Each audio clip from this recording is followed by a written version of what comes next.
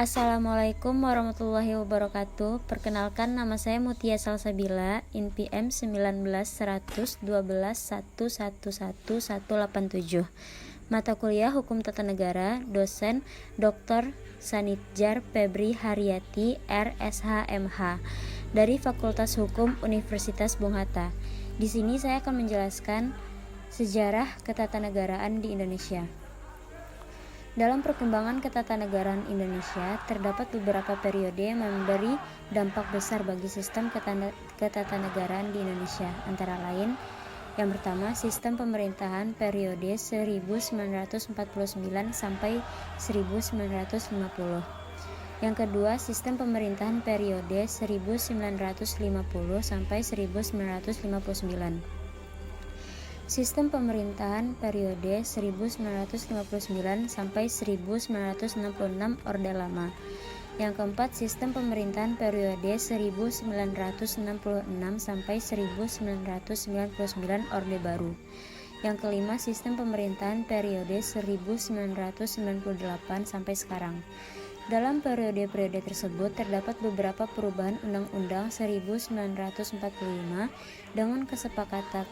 Di antaranya tidak mengubah pembukaan Undang-Undang 1945, tetap mempertahankan susunan ketatanegaraan, kesatuan atau selanjutnya lebih dikenal sebagai Negara Kesatuan Republik Indonesia (NKRI), serta mempertegas sistem pemerintahan presidensial. Sejarah ketatanegaraan Indonesia. Sejarah lahirnya pemerintahan Indonesia tentu tidak dapat dilepaskan dari pernyataan bangsa Indonesia sendiri sebagai negara yang merdeka dan berdaulat penuh atas wilayahnya.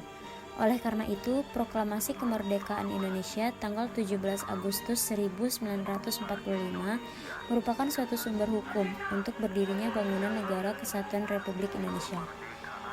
Kendatipun demikian, proklamasi kemerdekaan tersebut bukanlah tujuan akhir dari dibentuknya negara Indonesia itu sendiri, melainkan hanya sebuah sarana saja demi mencapai tujuan dari bangsa Indonesia, yaitu untuk mewujudkan masyarakat adil dan makmur berdasarkan Pancasila sebagaimana dituangkan dalam pembukaan Undang-Undang 1945 alinea keempat.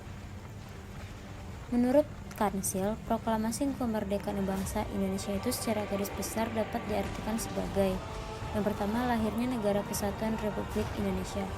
Yang kedua, puncak perjuangan pergerakan kemerdekaan setelah berjuang berpuluh-puluh tahun sejak 20 Mei 1908. Dan yang ketiga, titik tolak daripada pelaksanaan amanat penderitaan rakyat. Sejarah pemerintahan Indonesia bermula semenjak bangsa Indonesia memproklamasikan kemerdekaannya pada tanggal 17 Agustus 1945.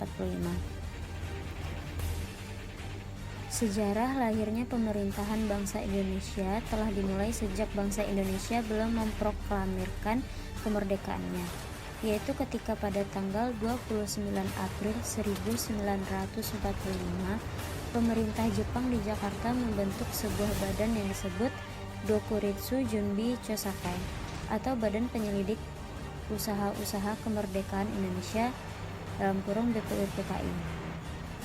Badan ini beranggotakan 62 orang yang dipimpin oleh Dr. Ratjiman Wedyo Diningrat.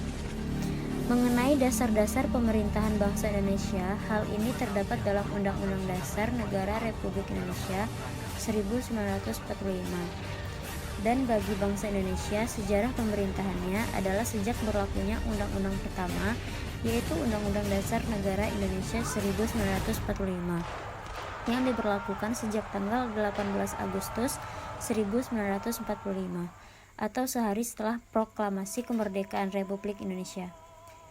Selama berdirinya BPUPKI, lembaga ini telah mengadakan sidang sebanyak 2 kali, yaitu pada tanggal 29 Mei sampai dengan tanggal 1 Juni 1945 dan tanggal 10 sampai dengan 16 Juli 1945.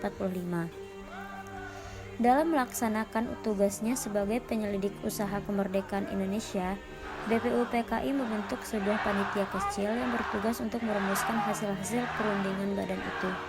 Panitia kecil yang terdiri dari 9 orang anggota itu akhirnya pada tanggal 22 Juni 1945 berhasil menyusun rancangan pembukaan Undang-Undang Dasar 1945.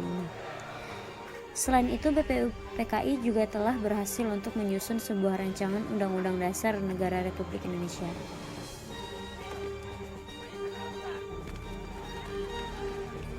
Dan pada tanggal 9 Agustus 1945, PPKI kembali mengadakan sidang dan berhasil menetapkan dua hal, yaitu yang pertama, pembentukan 12 departemen pemerintahan, yang kedua, pembagian wilayah Indonesia dalam 8 provinsi dan tiap-tiap provinsi dibagi dalam keresidenan.